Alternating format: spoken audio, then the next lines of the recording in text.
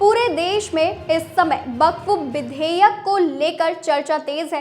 इसी बीच एक तरफ इस अधिनियम का विरोध भी किया जा रहा है, तो वहीं दूसरी तरफ अधिनियम को लेकर एक बार फिर सुप्रीम कोर्ट का दरवाजा खटखटाया गया था। लेकिन कोर्ट ने शुक्रवार को वक्फ संशोधन अधिनियम 2025 की संवैधानिक वैधता को चुनौती देने वाली एक नई याचिका पर विचार करने से इनकार कर दिया।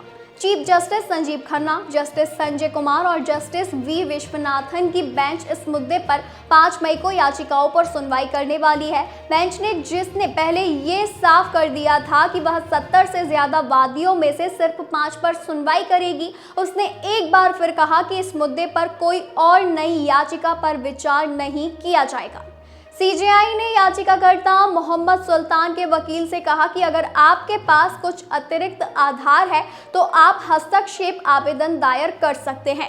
इससे पहले 29 अप्रैल को बेंच ने अधिनियम की संवैधानिकता वैधता को चुनौती देने वाली 13 याचिकाओं पर विचार करने से इनकार कर दिया है। कोर्ट ने कहा कि हम अब याचिकाओं की संख्या नहीं बढ़ाएंगे। अगर ऐसा किया गया तो ये संख्या बढ़ती रहेगी और इसे संभालना मुश्किल हो जाएगा।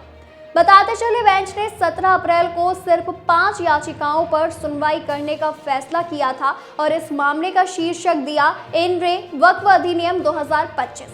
केंद्र ने तब बेंच को आश्वासन दिया था कि वो 5 मई तक ना तो उपयोगकर्ताओं की तरफ से वक्फ सहित वक्फ संपत्तियों को गैर अधिसूचित करेगा, ना ही केंद्रीय वक्फ परिषद और बोर्डों में कोई नियुक्ति करेगा।